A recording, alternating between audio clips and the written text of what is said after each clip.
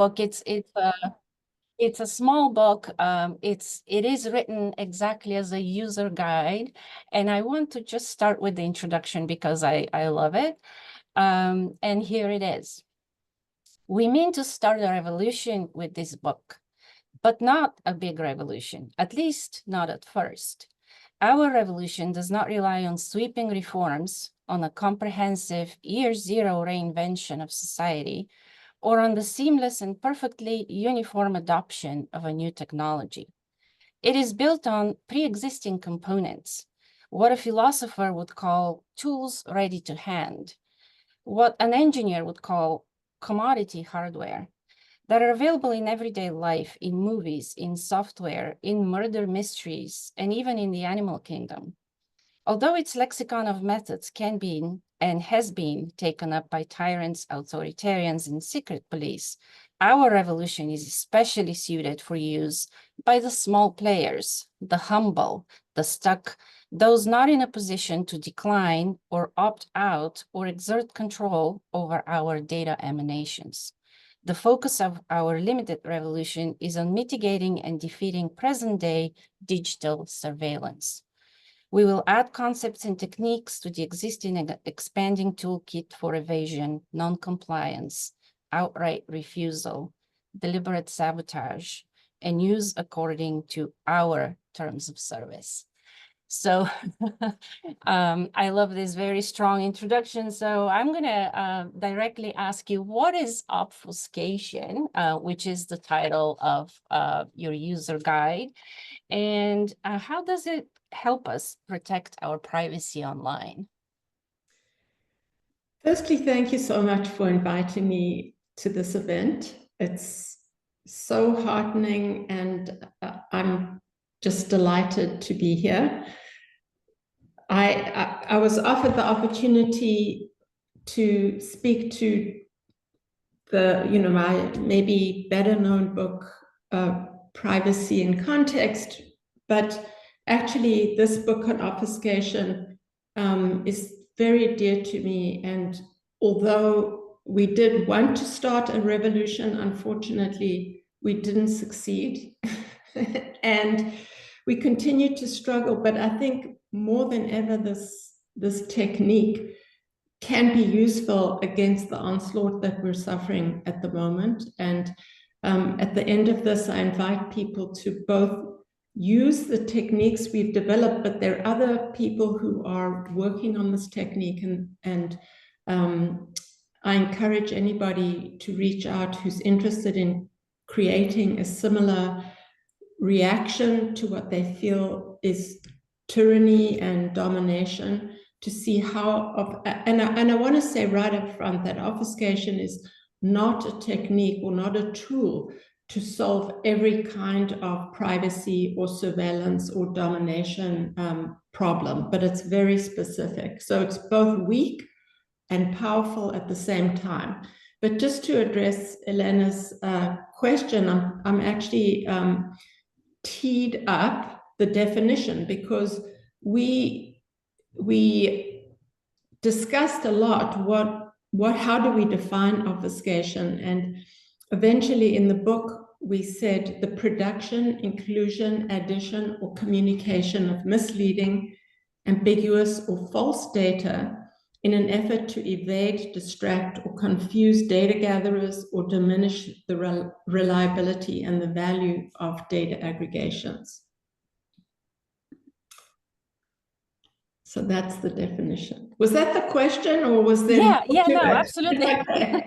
I was just waiting to see if you were finished, but yes, thank you for that definition. And I very much appreciate it. It's not designed to solve every privacy problem that we have, but it is a kind of niche strategy that you offer for everyday people to use. And you have a lot of examples in the book. That's the great, one great thing about it, that you can read about so many different arts projects and tech that's out there, and collectives, and you can do it individually or you can do it as part of a community. There's a lot of different strategies in how you can engage in obfuscation. So I am, you know, before we even going to go into obfuscation and how, you know, different organizations and people have done it, sometimes, you know, people say, especially young people will say, we've given up on privacy, right? It's a lost battle. Just forget about it. So I just wanted to go back to that question of, why is privacy important? Why should we keep fighting for our privacy and not give it up? Wow. So it's a big question, and I'm sure I definitely can't do it justice at the moment. What I can say is that I have a specific approach to thinking about privacy. And when you think about it this way, it has to do with maintaining social integrity. So if people would argue that privacy is about controlling information about ourselves, or mistake privacy for secrecy, then not only is that an impossible thing to do, but it's also not something that I think is defensible. And so what we argue also in the work on privacy as contextual integrity is that privacy is about the appropriate flow of information. And when we, and then what do we mean by appropriate flow? That's the theory tries to answer the question. But what we then come to is to say, if we think of privacy as appropriate flow, then there are many important values that privacy can sustain. And the one that's very dear to me in relation to obfuscation is that privacy maintains a balance of power among those who are dominant and powerful and wealthy and so on, and those of us, in this instance, data subjects, who need to exist in society and promote many values that are dear to us. It could be family life. It could be voting. It could be purchasing what we need without being held, or reading books, reading other materials, investigating topics without fear that we're going to face recrimination for what we're doing. That's what it is that privacy protects and promotes.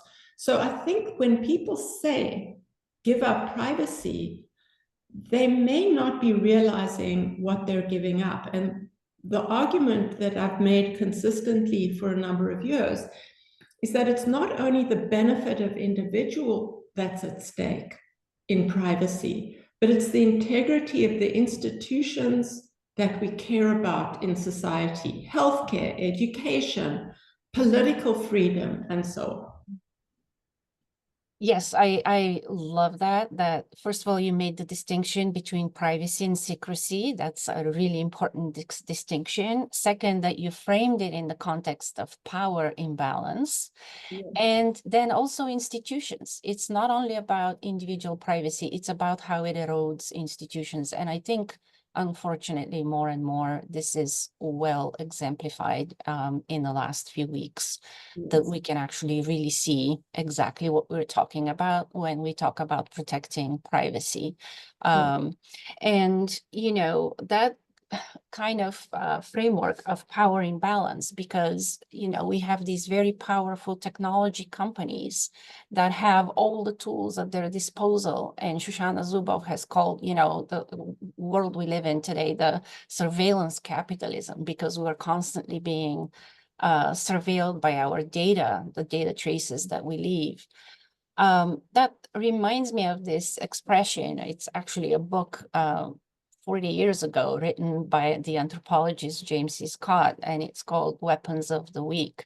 And it describes how farmers in Malaysia employed weapons of the weak in class struggle.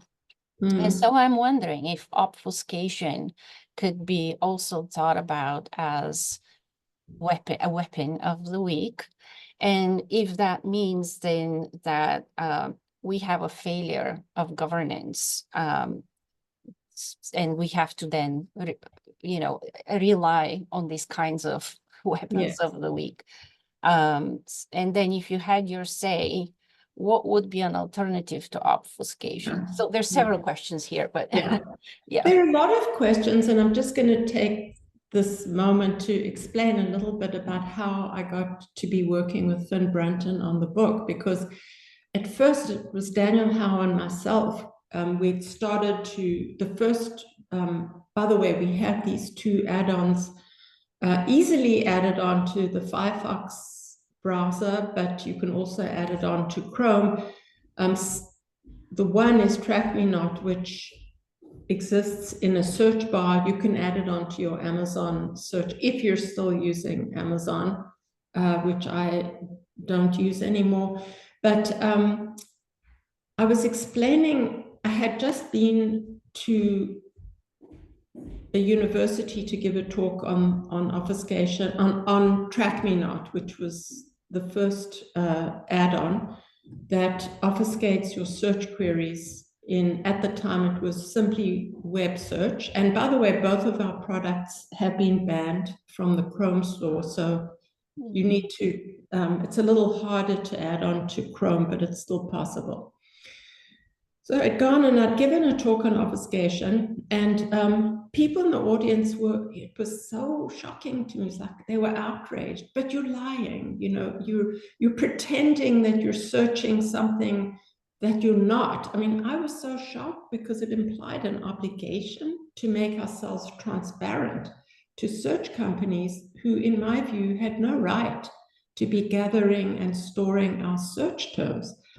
So I came back, I was mystified, and we had a little group. Finn Brunton at the time was a postdoc at NYU, and he's an amazing historian of science and technology. And he said, oh, this is so interesting, because obfuscation is something that's been used in many, both in nature, it's a technique for insects and animals and marine life to protect themselves against predators.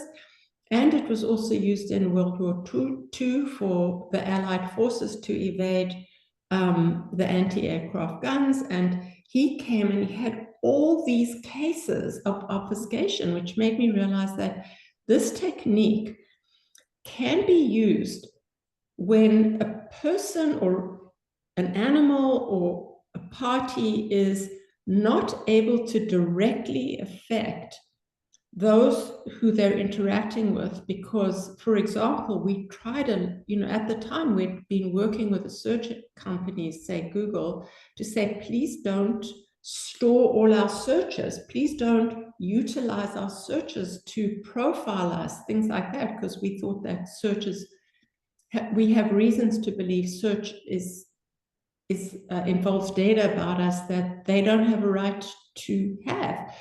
And the search companies were just, no, that's too valuable. This is our data, don't complain. So in that kind of setup, you need to use search. You have no power to affect. Government is not listening to you. That's the kind of moment where obfuscation is really important. You're able to still get the service, which I think we're entitled to. You don't believe that the search company is entitled to profile you. Obfuscation can come in to protect you. So that's the type of setup, if you will. Sometimes I would use the term threat model, where obfuscation is really important. But there are cases where obfuscation isn't so good. And I mean, I can talk about those too, but I'll hand over to you, Elena. Yeah, that would be interesting to talk about. I wanted to go a little bit more into specific examples, and you gave us one, so that's fantastic. You also talk about ways to resist, right? Because this is a way of evading, resisting. You can do it just individually. You do a plugin on your browser, or you do something by yourself, but you can also do it as a network of people or a community of people where you do it together. So I was interested in you talking about these two kind of different modes of engaging in obfuscation and maybe giving us some examples of that. Well, the second type, which is we come together as a community.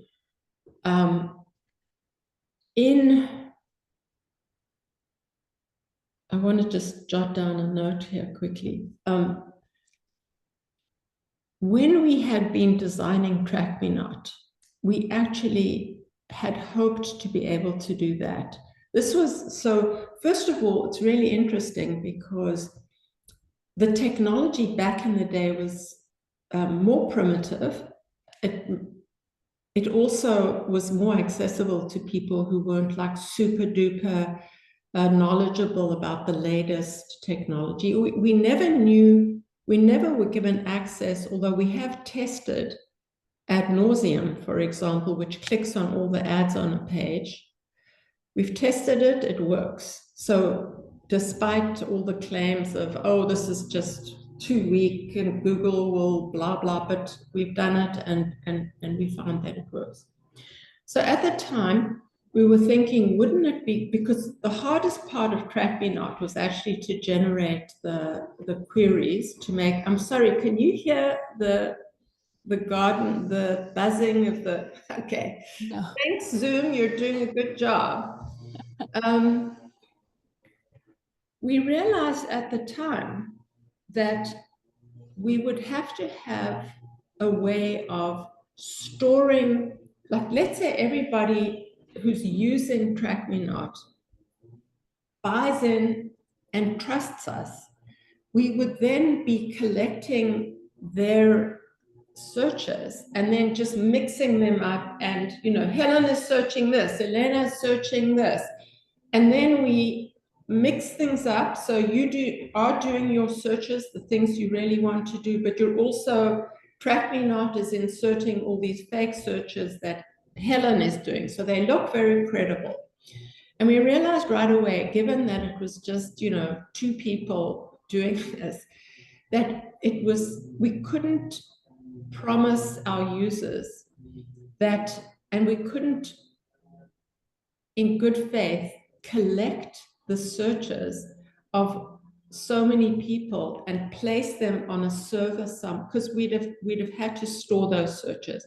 So that could be a way that a community, if we can figure out a way to do this, maybe encryption. I think nowadays there are other methods, but that could make the product work better when you collaborate. Now, Moritz Hart actually recently, within the past year, I think, published an article in which he shows that when people do collude or when they do collaborate in obfuscation, they actually can be invisible to the party who's trying to figure things out. And so the method you mentioned of collaborative obfuscation. Now, you may go back, remember the movie Spartacus? Actually, I don't remember the whole movie, but I do remember the scene, and you can watch it on YouTube when the Romans are saying, where is Spartacus? We need to kill Spartacus. And suddenly everybody's like, I am Spartacus, I am Spartacus. And then, the whole crowd is like, I am Spartacus. And that way they, so that's an historic, but it's in a movie, so. Yeah. Yes, that is solidarity, and that is acting together as one. I wish we were seeing a lot of that now. And I hope, you know, that it's coming, that we're acting as one. And Yes. I think oftentimes my impression is that we as users may not be entirely always, even though technically we're informed, right? There's all this small font and we agree and so on. But we don't always think about issues of privacy when we search, when we purchase things, when we write things in ChatGPT and so on. Yeah. It's just not really front and center, you know, to our attention and to our actions. And I think that's where a lot of artists have really stepped in to make this very clear to people that even though we kind of knew it, we never really completely realized it. Yeah. So I am thinking here of, there was a couple of years ago, an exhibition, I think it was at MoMA, where as you enter the building, there's a light board on top, and it actually pulls data from your phone and shows you some things that are private that come from your phone, and people are really suddenly shocked, right? Mm. That this is happening, that this is so easy to do, Yeah. even for someone who is not, you know, a hacker, Yeah. but just an artist collaborating with some tech people. So I think art has a lot of role to play in just really keeping this at the forefront of in our minds, how important it is that we're giving all this information, that we are getting tracked, that, you know, it's out there and you can't do much about it if you're just agreeing to share your data.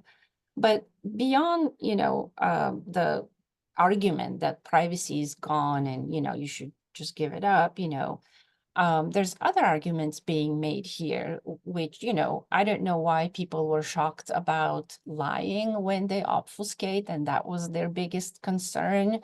But usually people would say, well, but I'm getting a better service. If I Mm. obfuscate, if Google, for example, doesn't know my search history, I'll be getting a lot of results that are not that relevant for what I'm really interested in. Likewise with shopping, likewise with a lot of things that you do online. So even recently, I think there was a book by Reid Hoffman, the person who founded LinkedIn, which is called Super Agency. And it argues that these sorts of tools, and especially AI now, makes us have super agency, right? Which he defines as being even better able to do things faster and better than if you were just on your own. And he calls that super agency. And he critiques, you know, things like surveillance capitalism for putting too much emphasis on concern with being surveilled, concern with privacy, that it doesn't take into account the innovation that's happening and all the improvements that people are getting out of these tools and services. And I've heard this many times from just lay people saying, but I don't care, you know, I am getting better results. I'm, you know, I can do my work better. I can shop better. I can, you know, search better. So if we want more privacy, then are we saying that we are giving up a little bit of this sort of better service, a little bit of the efficiency of these predictive systems that are put into place to predict what we want and what we might like? So is that a balance that we have to strike? And how should we think about that? Okay, give me 1 sec, because now it's so loud I can hardly even Okay. hear myself. Okay. Yeah, I don't think I don't hear any other noise, but I guess she does. I guess Zoom is doing a good job then of filtering it out. Okay. So, first of all, I'm so happy you asked this, and I hope that what I say next will inoculate everybody against those terrible arguments. And if I can just a biographic note, I'm ashamed of Reid Hoffman because he took my technology ethics class about God knows how many years ago when I was teaching with, now, you know, he's probably the best of them, let me just say. So first of all, that's back to our earlier discussion of privacy. That is an incorrect understanding of privacy, because that holds privacy to be simple withholding of information, secrecy.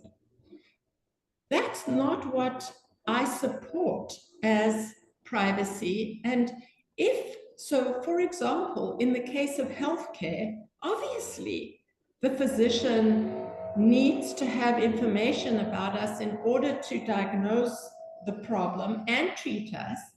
And now that we know that there's a population or public aspect to health, we also may even require that information about our disease go into the common pool so that we can understand population health and provide better treatment, better drugs, and so on, better diagnostics.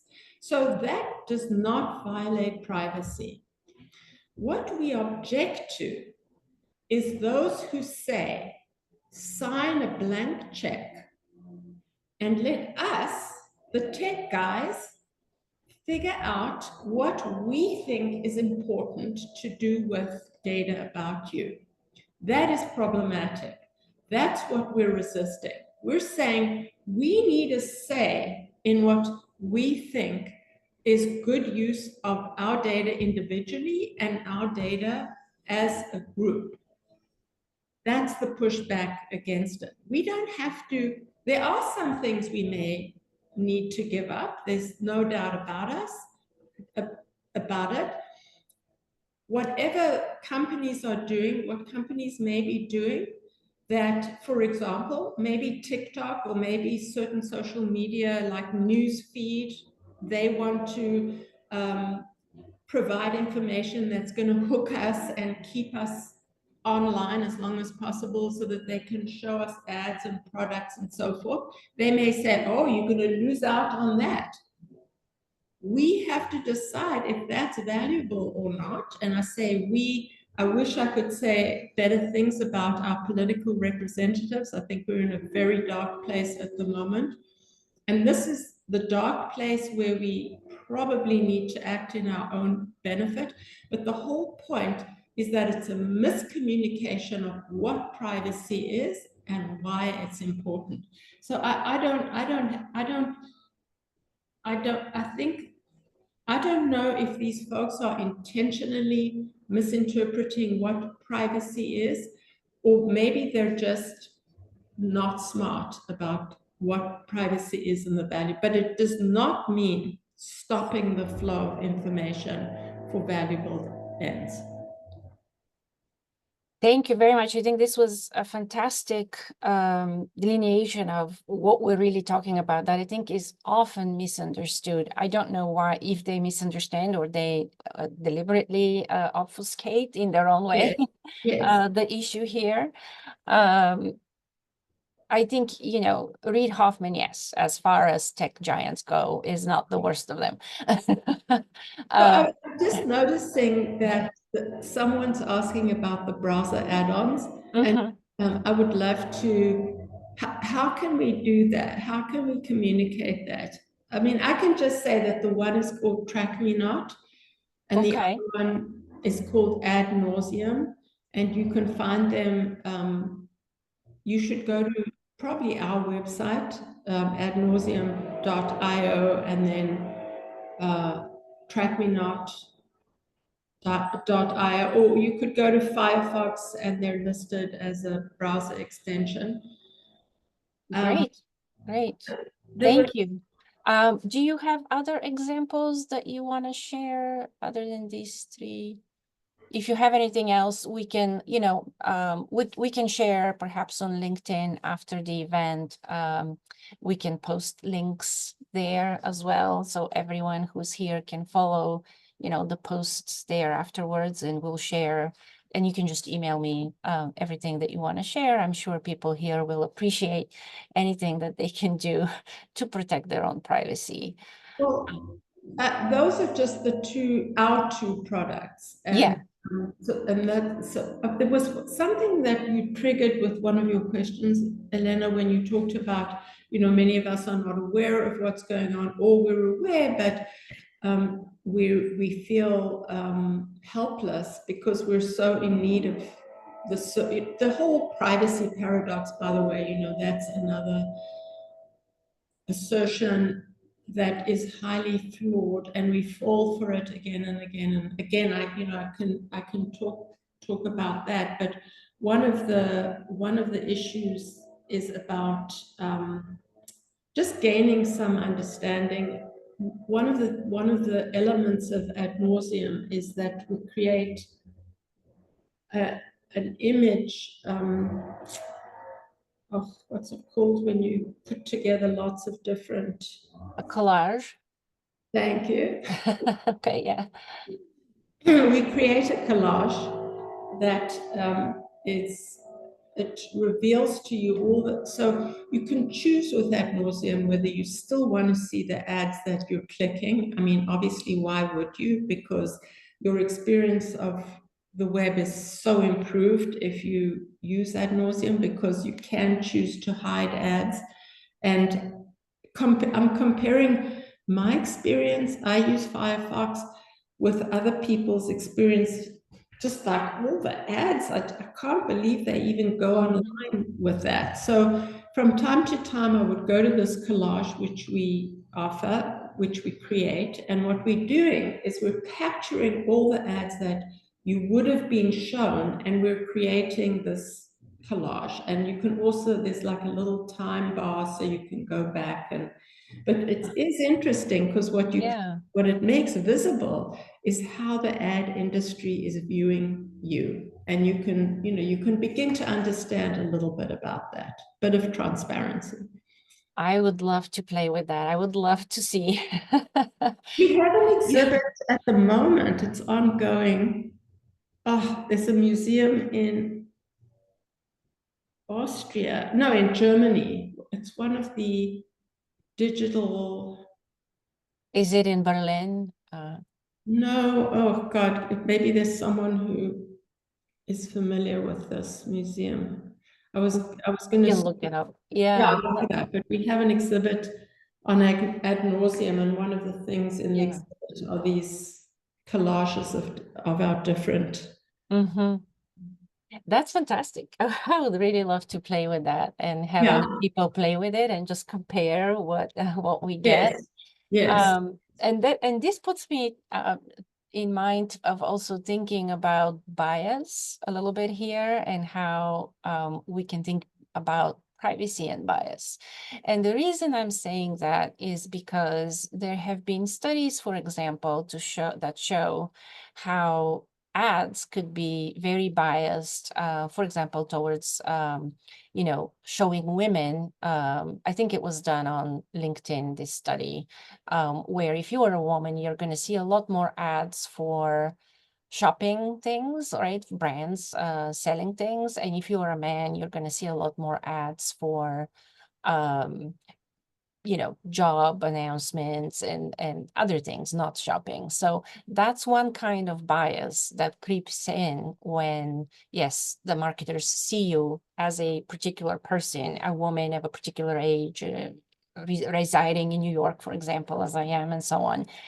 That may not be, very good for you if you're not interested that much in shopping, that if you're more interested in seeing ads for job positions rather than buying bags, for example. But on the other hand, I'm also reminded here of the research of Joy Buolamwini, who has this movie called Coded Bias, where she talks about how African-American or dark-skinned people were invisible to cameras, and especially women also very invisible to cameras. And her approach to this was, we need to correct the bias so that, we're recognized as human beings. And so I was kind of thinking, okay, do you want to be recognized with your particular characteristics so that you can attack the bias that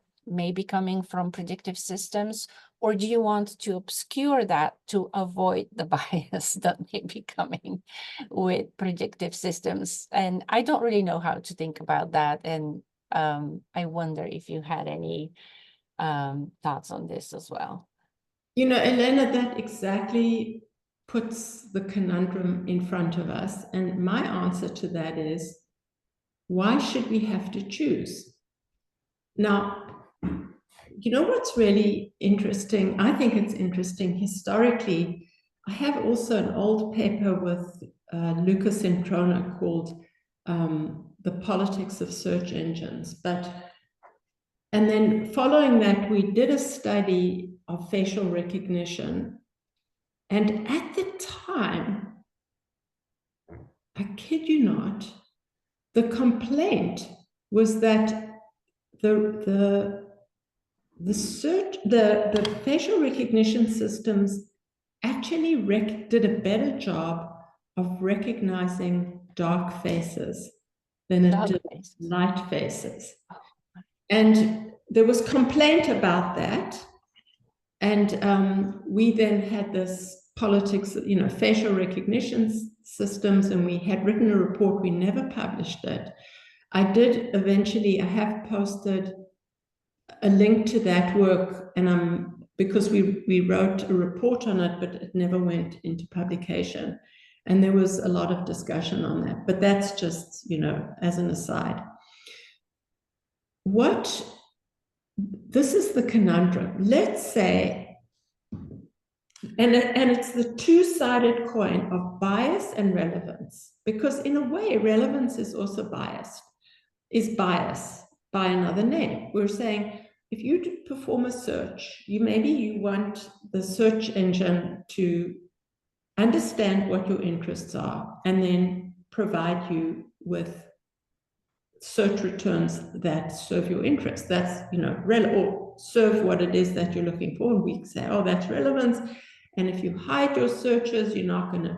So at the moment, so the ideal setup is that search might perform in the same way your physician performs. So let's say you go to your doctor, you have a complaint, you know, you've got a rash on your skin, and now the physician diagnoses you with, I don't know, rosacea or something like that. And what they do is they recommend a cream that's not the best cream for you, but it's going to be the one that they will get a kickback on. Now things are looking not so great. How do we trust the medical profession? And by the way, the online health apps, most of them are not committed to something like the Hippocratic Oath. So what we've done, where we've done a good job, is we've secured trust as a matter of social policy. And in that case, we're happy to provide just the right kind of information so that what we get in return is relevant to our concerns. And we don't consider that bias in the sense of unfair, unwarranted discrimination. So when we are not protected against bias, then our social policies are failing us, and now obfuscation is needed. Mm-hmm. Would I prefer to live in a world where obfuscation is not needed? Yes, I would far prefer to live in a world where it isn't needed. But currently, we don't have policies that assure that bias is actually relevance, that is to say, serving our interests. Yeah. By the way, serving our interests as individuals, but also as society. Yeah, yeah. And I remember this discussion years ago about data and in the context of privacy, because what you're talking about presumes that we are the owners of our data and we decide what happens with our data, which is not really currently the case, right? The owners of the data are the Googles and OpenAI and so on, even though, you know, we put it out there and it's supposedly public and they just scrape it. But we are not the owners. And there was a discussion about how can we get more control over our own data? There was a whole discussion around maybe paying people for their data and kind of introducing market principles here. And I remember you were not agreeing with this idea of paying people, right? And I can absolutely see why. But can you talk a little bit about that? We have a couple of minutes, but very briefly, how can we get more control of our own data apart from obfuscation, right? If we were living in a better world. So can I just ask, so we have until, when does the session end? We have about two or 3 minutes left. Oh, okay. Yes. So I don't believe in owning data. I don't think people own data about themselves. I think that data about us should be regulated, and we should have certain entitlements in relation to the data that's about us. And if I were going to, work through contextual integrity, I would say we have a right to appropriate flow of information. And in some cases, that may involve payment for data about us to the parties, ourselves, who are generating the data. But the minute we go to ownership, I think we have lost the battle, and I think we should resist companies owning the data. I am very disturbed. I think this moment where OpenAI, as an example, or any of the Gen AI companies are arguing not only to be free to scrape data without any regulation, without any responsibility of trustworthiness or how they're going to use that data.